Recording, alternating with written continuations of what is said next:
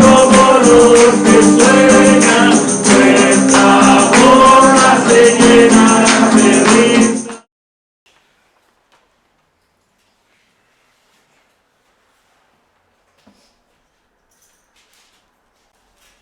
Amén. Me gustaría que, como cada domingo, tengamos la Biblia abierta en este pasaje que acaba de leer Karen. Y acuérdense que estamos en el énfasis de alcanzar al mundo. Es uno de los 3 énfasis que como iglesia pues compartimos y nos movemos en ello, ¿no? Y yo quisiera al pensar en alcanzar a otras personas, que pensemos en esta historia y en lo difícil que es alcanzar a aquellas personas que confían en sí mismas, que confían, como dice esta introducción, confían en sus propios logros o en su estatus. Yo creo que las personas más difíciles, no estoy hablando aquí de dinero, aunque también tiene mucho que ver el dinero, ¿no? Pero si el apóstol Pablo, por ejemplo, en Timoteo nos comenta que el problema no es el dinero, el problema es el amor al dinero. Son 2 cosas totalmente diferentes. Tú puedes tener, o Dios te puede bendecir con mucho dinero, pero no estar tú amarrado a esas posesiones, no estar tú encadenado a esas posesiones, sino verlo como una bendición y ser generoso en ese aspecto, ¿no? Pero dice el Señor Jesucristo, introduce esta historia diciendo cuán difícil es alcanzar a aquellas personas que dependen, que confían en sus propios logros o en su estatus. Y eso nos debe de dar visión y nos debe de ayudar a pensar que hay personas con mucha necesidad. Hay personas quebradas, personas rotas, que están en un momento difícil para abrazar a Dios.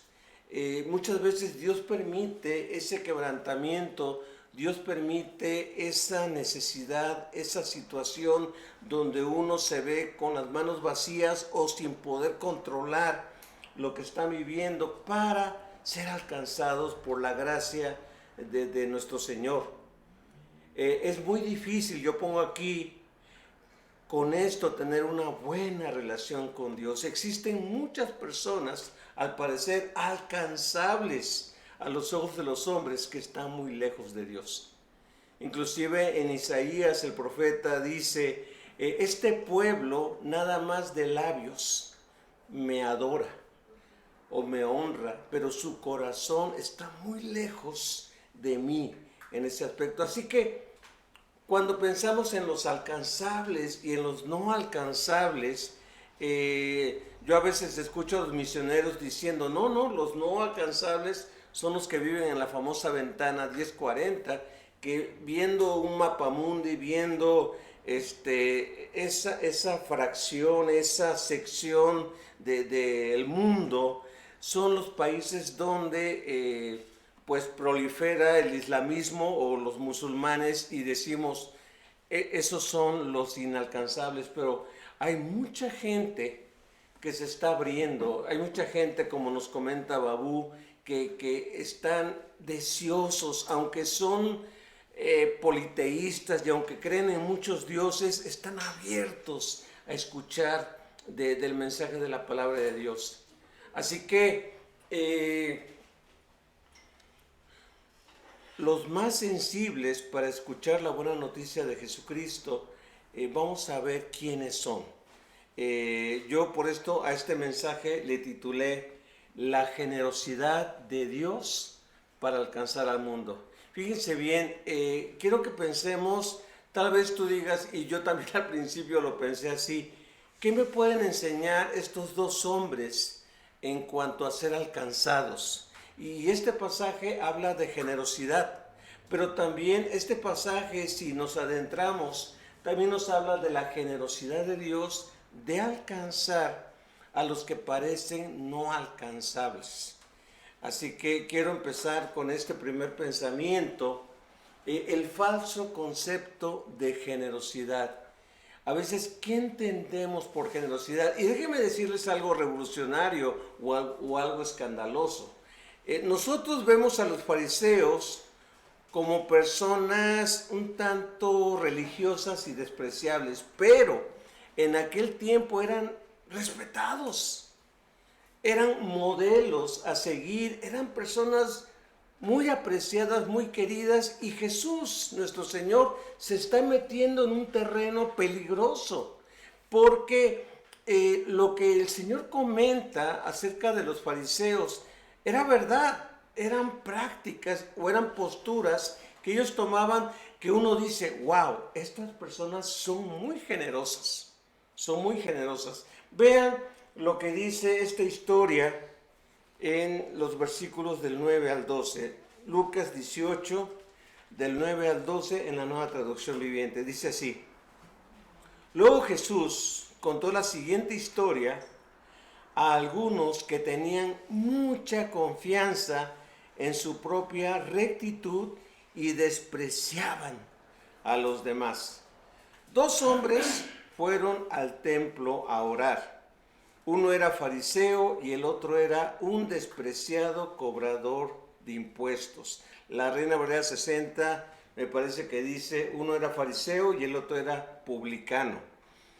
Aquí lo menciona un poco más fuerte, un despreciado cobrador de impuestos. El fariseo, de pie, apartado de los demás, hizo la siguiente oración: te agradezco, Dios, que no soy un pecador como todos los demás.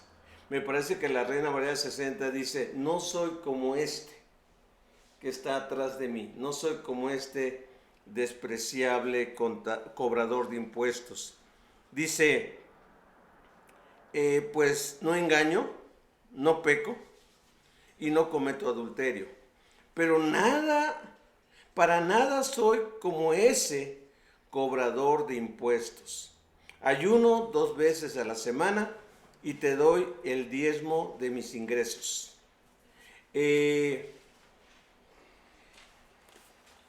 ¿Por qué vamos a hablar ahorita del falso concepto de generosidad? Porque lo que este hombre está diciendo es, yo soy muy generoso. Pero vean cómo Dios lo ve en un momento dado. Él dice, primero habla de cosas malas y dice, no soy tramposo, no soy pecador, ni soy un adúltero.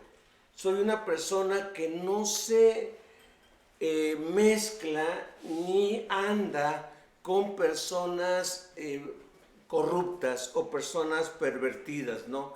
Entonces él inmediatamente dice, no soy tramposo, no soy pecador, no soy adúltero. Y luego también él se compara con la otra persona y le dice, no soy como aquel cobrador de impuestos. Y luego agrega y habla de su generosidad.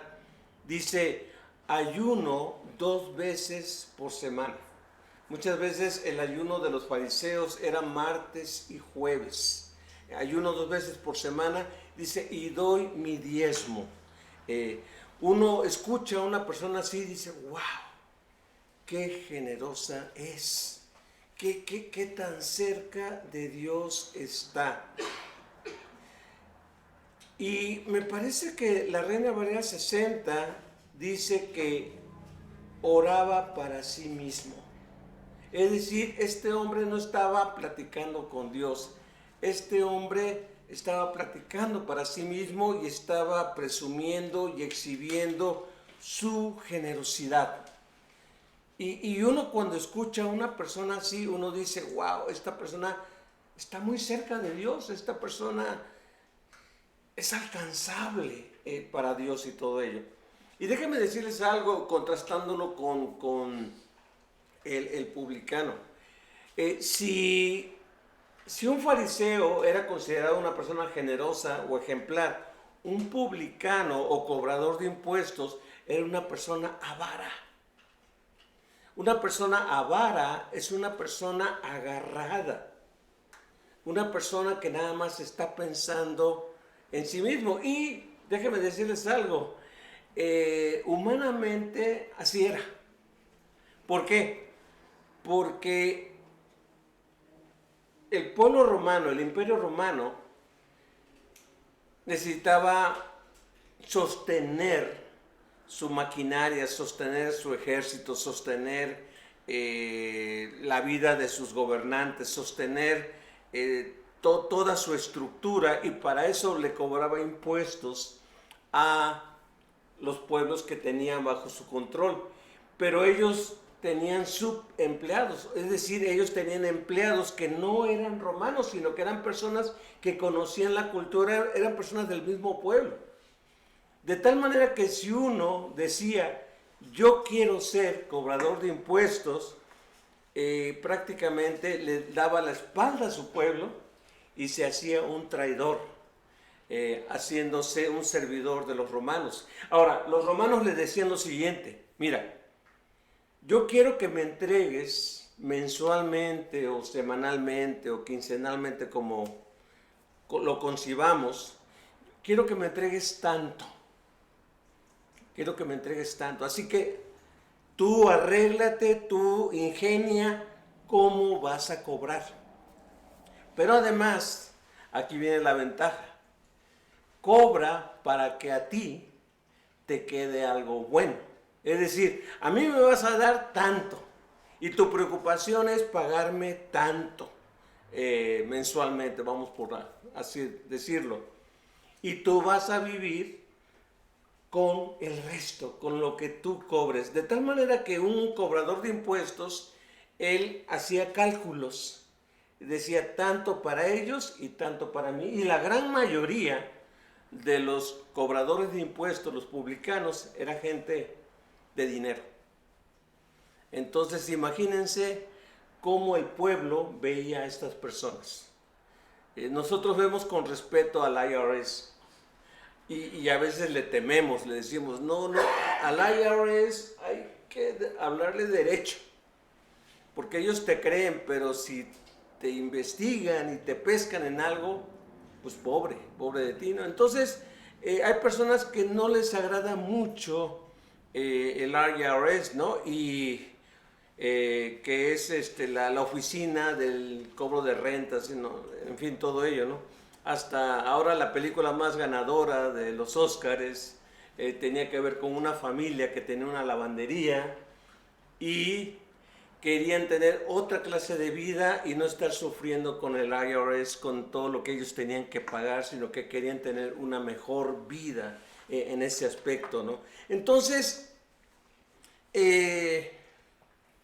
no eran apreciados, no eran queridos, y al igual que a los leprosos, a los publicanos no se les permitía entrar al templo a adorar. De tal manera que si tú te imaginas esa escena, puedes ver al fariseo en primera fila en el altar orando.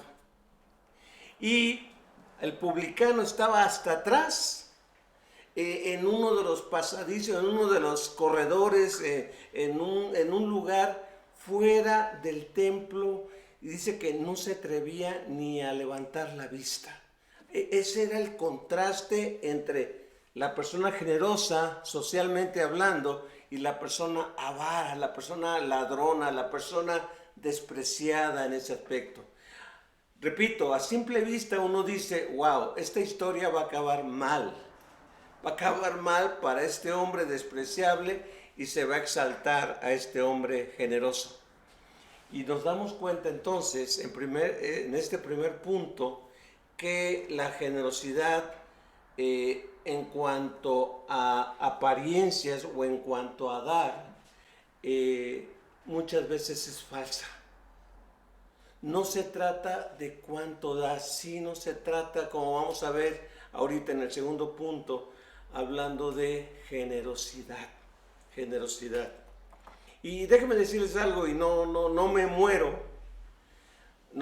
por ir a la casa de toda la gente que conozco, pero aprecio cuando me invitan a sus casas a compartir, ¿no? Pero a lo largo de mi vida y de mi servicio a Dios, he conocido a grandes cristianos, o que se dicen grandes cristianos, que nunca me abrieron las puertas de su casa. O sea, simplemente nunca conocí sus casas, nunca dijeron, hermano, vengas una tarde, vengas una noche, queremos que pase unas horas con nosotros, que nos conozca, en fin.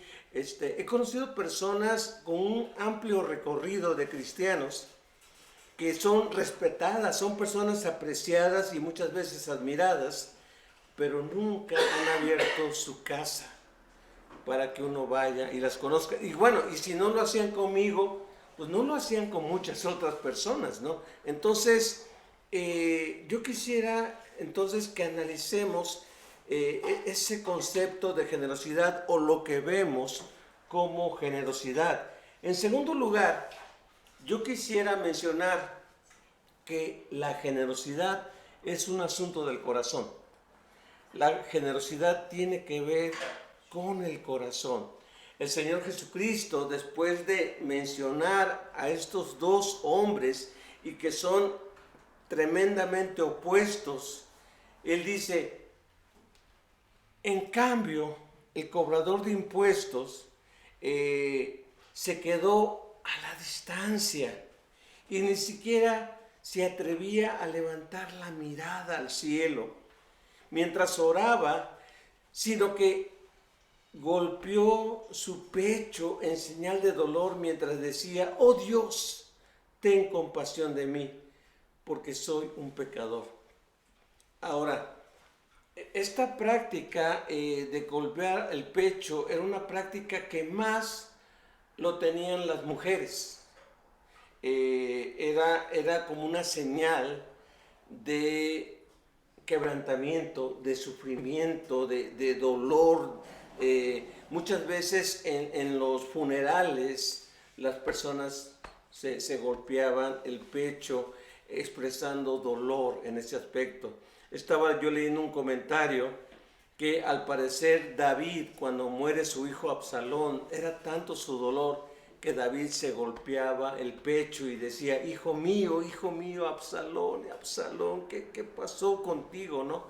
Era el dolor terrible de ver a un hijo potencialmente fuerte, influyente, acabar de una manera triste, ¿no? Entonces, este cobrador de impuestos, estaba quebrantado, estaba dolorido y decía, ten compasión de mí porque soy un pecador. Ahora, ¿por qué hablo de que la generosidad es un asunto del corazón? Yo quisiera irme un poco más profundo en ese aspecto. La generosidad se ve más allá de lo que damos, o sea, del dinero. No podemos necesariamente decir, esta persona da mucho, es muy generosa.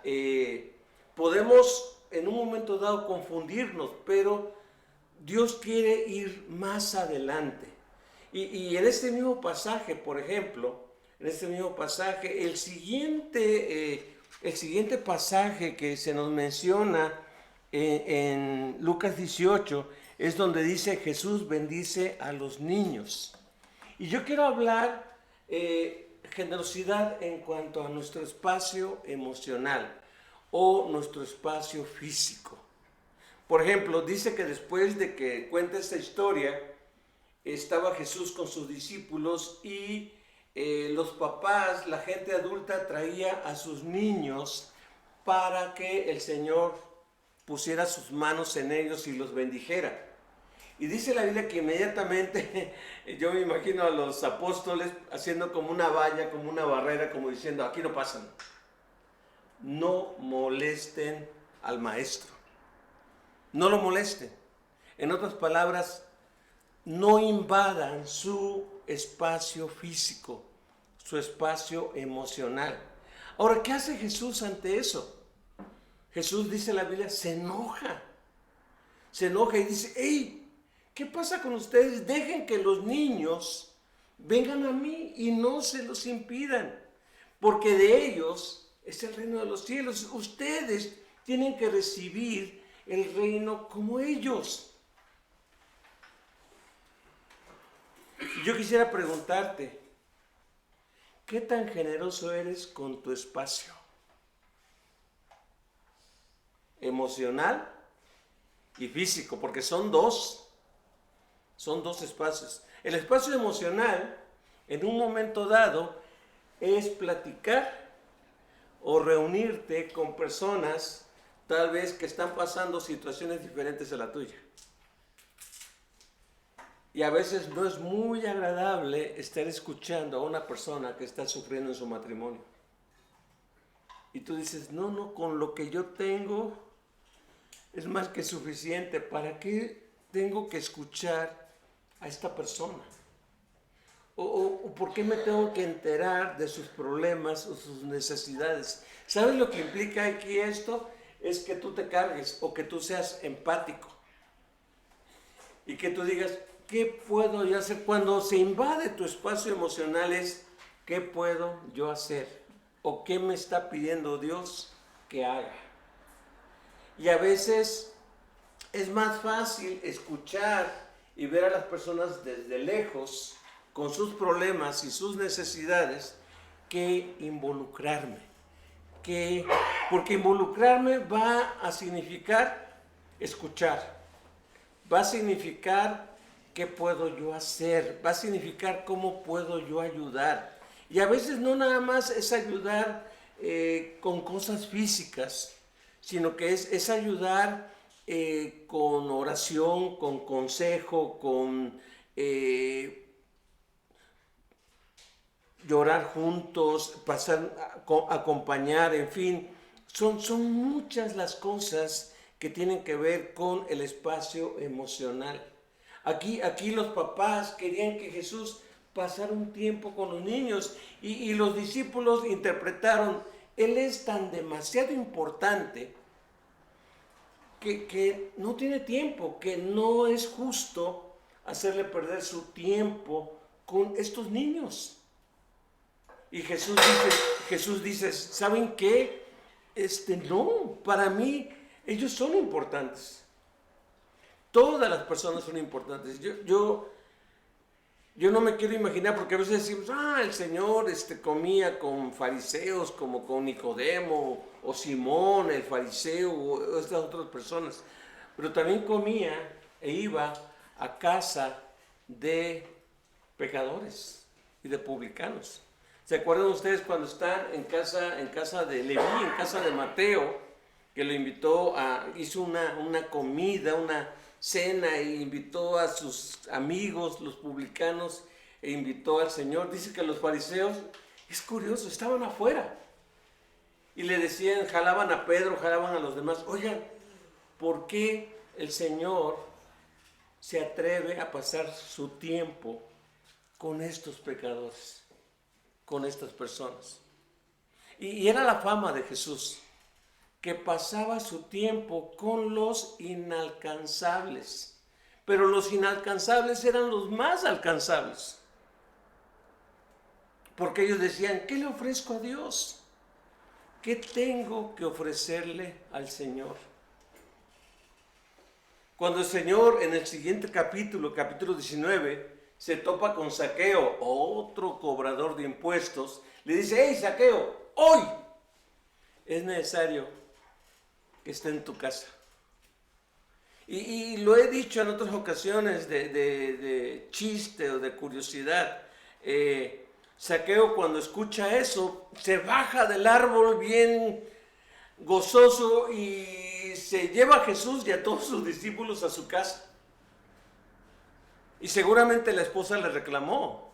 Dijo, oye, Zaqueo, cuando traigas invitado a la casa, avísame con tiempo para que yo los reciba bien. Y Zaqueo le contesta, mi amor, yo no lo invité. Él se invitó. Él dijo, hoy tengo que estar en tu casa.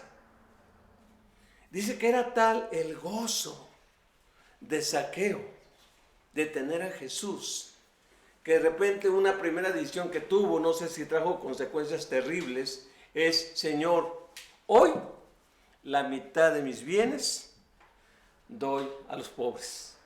¡Wow! Y luego agrega, y si a alguien le he defraudado, le doy 4 veces más. Ya me imagino la línea de la gente diciéndole, Zaqueo, dame 4 veces más de lo que me quitaste, ¿no? Pero vean esa generosidad, porque la generosidad está en el corazón. ¿Qué tan dispuesto estoy a abrir mi casa? No para que alguien viva necesariamente, sino para que alguien vaya y sienta calor de hogar, sienta cariño, se sienta apreciado, se sienta valorado, se sienta que alguien quiere pasar un tiempo con esa persona. A veces somos muy privados. Y para que nadie se queje, esto no nada más pasa en los Estados Unidos, también pasa en México. Pero hay personas, y yo hablo de la experiencia de acá, también pasa allá, ¿no? Pero hay personas que no saben ni cómo se apellidan sus vecinos. Cruzando la calle no saben ni cómo se llaman los que están a su alrededor, los que forman parte de su comunidad. ¿Por qué? Porque este es mi espacio. Aquel es espacio de ellos. Y hay personas que se atreven a poner en sus puertas o en sus ventanas, aquí no son bienvenidos tales y tales y tales personas, porque es mi espacio. Y repito, la generosidad es un asunto del corazón. ¿Qué tan generoso soy con mi tiempo? Ah, no, mi tiempo es mío y yo hago con mi tiempo lo que yo decido, lo que yo quiero. Y yo me establezco mi tiempo y establezco mis horarios. Y si me van a poner alguna actividad, no cuenten conmigo, porque estoy ocupado o estoy ocupada. Entonces, ¿qué tan generoso soy con mi tiempo que me pueden hablar y decir, bueno, déjame hacer estos ajustes? Déjame, tenía esto, pero voy a ver si lo muevo, pero ahí voy a estar. Tenemos que pensar en esta generosidad del corazón. A veces pensamos, no, yo ya cumplí, yo ya di mi diezmo. Así que no le busquen más, fui generoso. Pero ¿qué tan generoso soy en dar lo que Dios me ha dado? En compartir las bendiciones que Dios me ha dado, en compartir lo que yo he descubierto de lo que Dios me ha dado y en bendecir a otros en ese aspecto. Así que pensemos y Dios está empezando a revelar su propia generosidad. El Señor Jesucristo, cuando habló de los gobernantes de este mundo, Él dijo, yo no he venido para ser servido. Ahora tú tal vez pienses, bueno, pero ese es Jesús, no soy yo. Ese es el Señor. El Señor vino para esa misión. Dice, pero también ustedes deben de hacer lo mismo. No vine para ser servido, sino para servir y dar mi vida. Eso es generosidad. Dar tu vida en rescate por muchos. Rescate por muchos. ¿Qué tan generoso es mi corazón? Con mi tiempo, con mi espacio emocional, con mi tiempo libre, con el tiempo que yo digo, bueno, aquí ya no estoy trabajando, aquí ya no estoy cumpliendo compromisos, este es mi tiempo. ¿Qué tan generoso soy con mi tiempo o con mi espacio emocional o abriendo mi casa o compartiendo con otros? Debo de analizar esto. El fariseo era generoso según él. Él decía, doy mi diezmo y hago esto otro. Pero él separaba a la gente y él decía, yo no soy como este. yo no soy como este, inalcanzable, y ni lo pienso alcanzar, ni pienso compartir con él. Y a veces nosotros en un momento dado empezamos a catalogar gente y a clasificar a la gente y decir, a este nunca le voy a hablar de Dios, a este no lo voy a compartir de Dios porque está totalmente perdido. Y Jesús nos da una lección, y esto nos lleva al punto 3, el tercer pensamiento que les quiero dejar. Dios lo da todo para alcanzar al pecador. Dios lo entrega todo. Dios es generoso para alcanzar al inalcanzable. Y si Dios nos pone este ejemplo, nosotros debemos de orar y a veces donar mi tiempo, a veces donar mis recursos, a veces abrir mi casa para que allí alguien pueda conocer de Dios y pueda ser alcanzado de parte de Dios. Vean lo que dice el versículo 13 y 14 de Lucas 18. En cambio, el cobrador de impuestos se quedó a la distancia y ni siquiera se atrevía a levantar la mirada al cielo mientras oraba, sino que golpeó su pecho en señal de dolor mientras decía, oh Dios, ten compasión de mí porque soy un pecador. Les digo que fue este pecador y no el fariseo quien regresó a su casa justificado delante de Dios, pues los que se exaltan a sí mismos serán humillados y los que se humillan serán exaltados. Ahora, aquí hablando de lo que hablábamos en la clase de hace rato, analizando la Biblia, yo quiero ser más ahorita a favor de lo que dice la Reina Valera 60, de lo que dice la Nueva Traducción Viviente, aunque da la misma idea, pero si no tenemos en claro esto, nos podemos confundir. La Reina Valera 60 dice que el publicano o el cobrador de impuestos oraba diciendo, Dios, sé propicio a mí, pecador.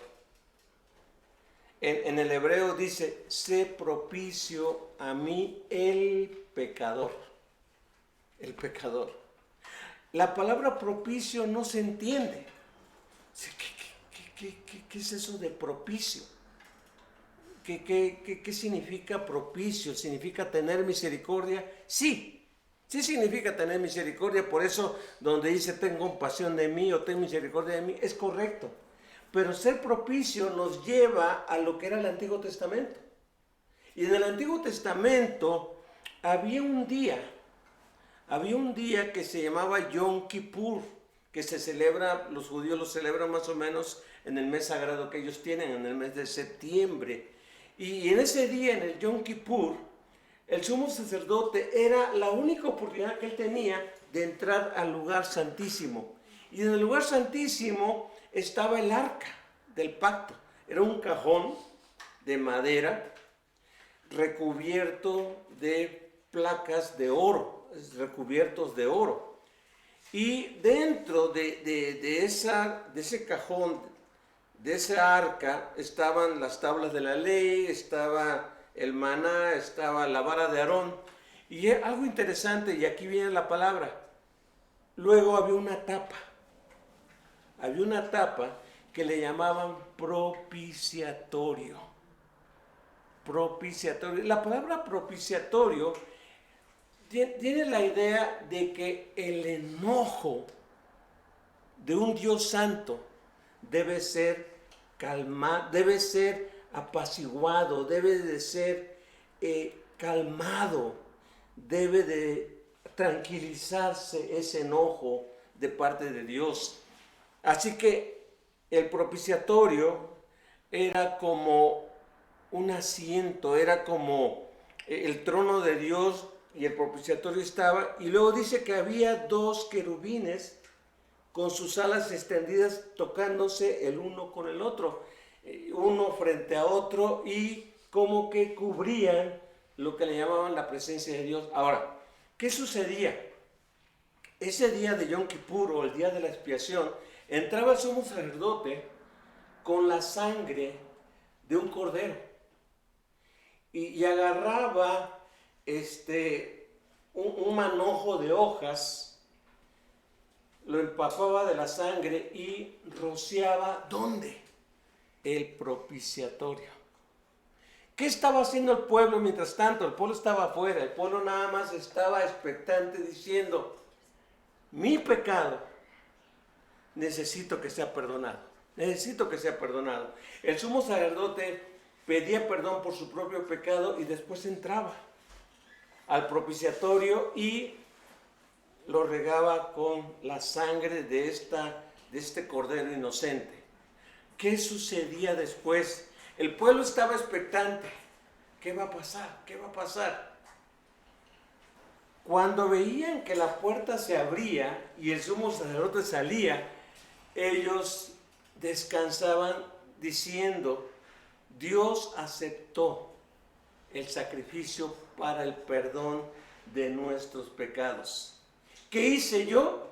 Simplemente clamar que Dios lo aceptara. No hice nada más, no le di diezmos a Dios, no les di grandes ofrendas a Dios, no hice grandes sacrificios para Dios, simplemente confié en que el sacrificio de un animalito inocente y el derramamiento de su sangre iba a ser suficiente para que Dios me perdonara. Cuando el sumo sacerdote salía, decía, nuestros pecados, sus pecados son perdonados, y los bendecía. ¿Saben qué hacían después? Después agarraban a un cabrito que le llamaban azazel, y ese cabrito, que era como un chivito, lo corrían al desierto. Y ahí iba ese cabrito, iba corriendo, le ponían sus manos y decían, nuestros pecados se van. Y ese cabrito se perdía en el desierto. Y pues en algún punto moría. ¿Qué simbolizaba eso? Que el sacrificio de un cordero era por nuestros pecados y que nuestros pecados se fueron. Era el simbolismo de lo que hace la muerte de Jesucristo.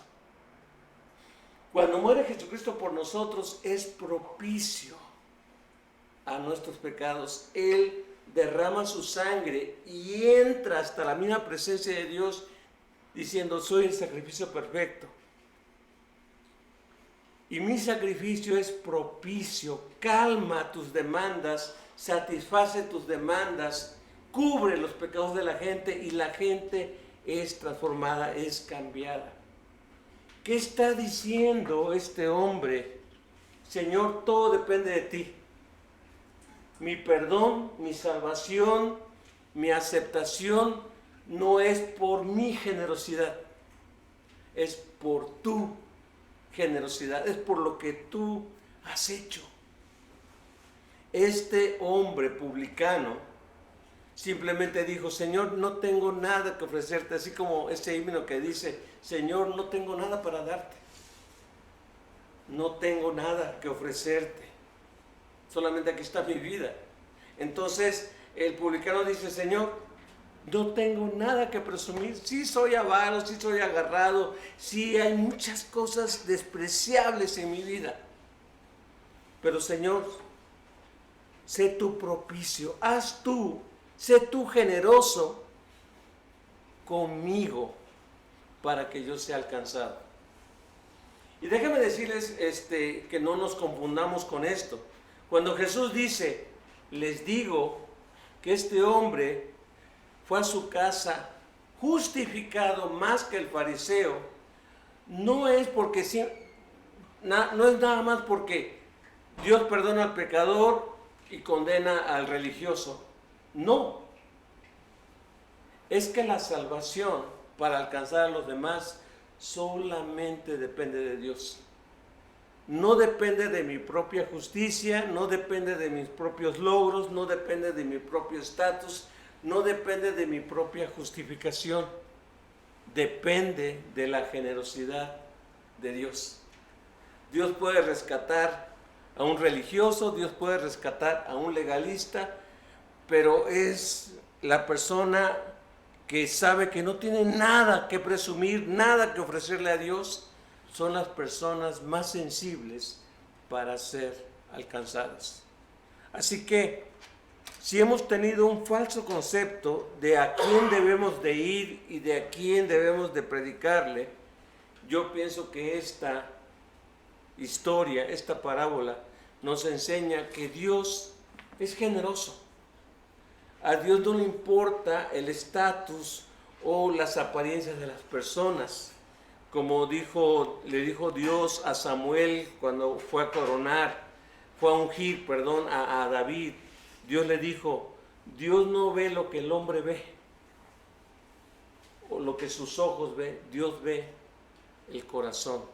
Quisiera concluir diciendo lo siguiente: no confiemos que nada más la gente religiosa es la más cercana a Dios. Debido a su autoconfianza, están muy lejos del Señor.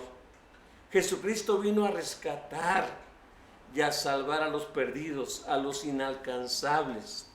Sigamos orando y compartiendo con aquellos que parece que nunca van a responder al llamado del Señor.